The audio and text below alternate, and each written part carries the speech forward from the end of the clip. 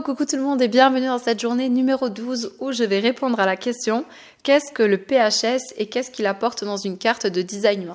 Alors le PHS, c'est quoi? C'est le Primary Health System en anglais, le système primaire de santé. C'est les 4 flèches que vous allez retrouver de part et d'autre votre Human Design. Quand vous explorez le PHS dans une carte, vous pouvez avoir des informations ultra précieuses sur, par exemple, la manière de digérer de la personne, que ce soit au niveau des informations mentales, mais aussi comment est-ce qu'elle va digérer les aliments. Si c'est plus une personne qui est passive lorsqu'elle apprend ou si c'est plus une personne qui a besoin d'activité. Par exemple, moi, j'ai ma flèche de la digestion qui est dans l'activité. Donc, par exemple, quand je mange, je suis tout le temps en train d'écouter une vidéo, d'écouter un podcast. Je suis en train de faire quelque chose parce que, tout simplement, je suis active au niveau de l'apprentissage. Et j'ai longtemps pensé que c'était un problème, mais je n'arrive pas à manger en ne faisant rien, tout simplement. Soit il faut que je parle, soit il faut que j'ai quelque chose, un bruit de fond, etc. Et du coup, vous allez avoir ces 4 flèches. Donc la flèche numéro 1 qui est vraiment destinée à la digestion. La flèche numéro 2 qui se situe juste en dessous de la flèche de la digestion, c'est la flèche de l'environnement. Alors celle-ci, elle nous apporte des clés en fin de compte sur quel va être l'environnement le mieux pour nous. Ça va pas forcément dire toi t'es mieux pour vivre à Paris, toi à Tokyo, toi à Shanghai, etc. C'est pas vraiment ça, c'est plus les qualités de l'environnement. Par exemple, si vous avez un environnement grotte, c'est intéressant pour vous que vous ayez votre grotte en fin de compte. C'est-à-dire peut-être que même en été, vous dormez avec la couette sur vous, peut-être que vous avez besoin de cet endroit clos, de fermer la lumière souvent, même quand vous regardez un film, d'avoir comme votre endroit, que c'est votre grotte. Et du coup, c'est intéressant parce que moi, mon environnement, c'est vallée. Et en fait, je me suis toujours posé la question, mais pourquoi est-ce que j'aimais tellement la montagne, voir tout, comme si j'avais une vue d'ensemble, que je me sens tellement bien en forêt noire, par exemple. Mais aussi, pourquoi est-ce que j'ai tout le temps besoin, par exemple, quand je me déplace, d'avoir mon carnet de notes, mon téléphone, mes livres. À chaque fois que je vais quelque part, je suis obligée de tout rassembler pour avoir comme une vue d'ensemble sur tout. Et il y a beaucoup de gens qui m'ont toujours dit, mais t'en as pas marre de prendre 15 millions de choses avec toi. Et c'est pour ça que c'est intéressant en fait, l'environnement, ça nous donne des informations sur la qualité de l'environnement avec laquelle on va être le plus réceptive. Donc il y a aussi soit la flèche elle va vers la droite, soit la flèche elle va vers la gauche. En tout, il y a quand même 16 possibilités de PHS différents. Donc ça va être intéressant de regarder le sens de la flèche, la couleur du coup qui est associée, c'est-à-dire le type de digestion, d'environnement que vous pouvez avoir, soit ça peut être la grotte, la cave, la cuisine, le marché, etc. Soit vous avez aussi encore une tonalité et la tonalité, elle va donner comme une caractéristique à comment est-ce que vous allez vivre cette flèche. Donc ça, c'est vraiment les 3 choses qu'on regarde. La flèche, après vous voyez qu'il y a 2 numéros, la couleur et la tonalité. Moi, sur mes réseaux sociaux, je parle quand même beaucoup plus de la couleur parce que la tonalité, c'est encore quelque chose quand on va plus en profondeur. Donc ça, c'est déjà les 2 premières flèches au niveau inconscient, donc la digestion et l'environnement.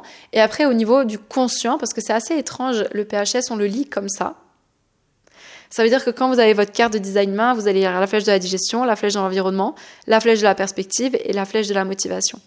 Après, vous allez avoir effectivement la flèche de la perspective, qui est la flèche numéro 3. Encore une fois, on va regarder si elle est plus tournée vers la droite ou vers la gauche. Mais la perspective, c'est comment est-ce qu'on voit la vie, comment est-ce qu'on voit les choses, quelle est notre perspective de vue. Par exemple, si vous avez la perspective avec la couleur 1, qui est la survie, vous allez tout le temps voir ce qui manque en fait. Tiens, il manque ça. Même des fois, vous pourriez penser que vous avez le manque de l'argent en fait. Vous pourriez penser que vous êtes tout le temps focalisé sur ce qui manque et notamment l'argent.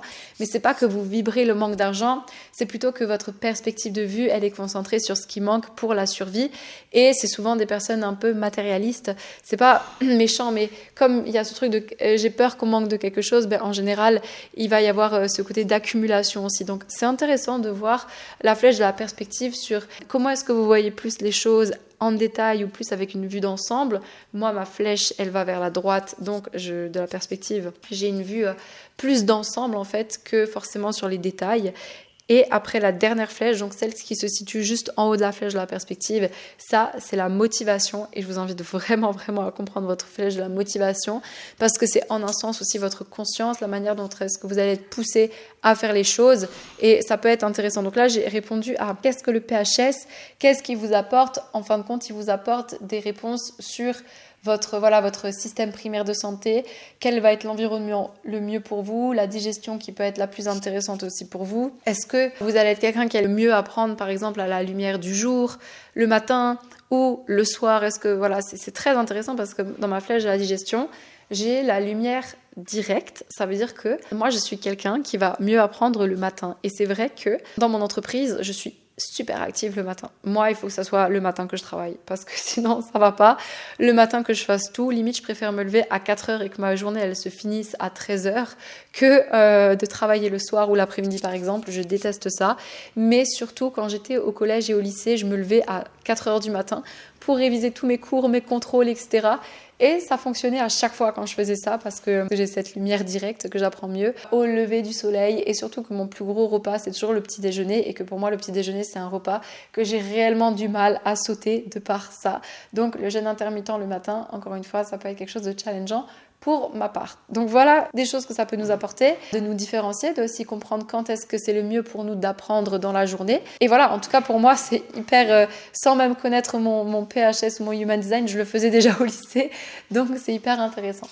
Voilà pour cette journée numéro 12, pensez à me faire vos retours en commentaire et sur ce, on se voit demain. Pensez à bien ouvrir vos emails pour recevoir l'intégralité du calendrier de l'Avent. Et sur ce, on se voit demain. Je vous souhaite une lumineuse journée ou soirée.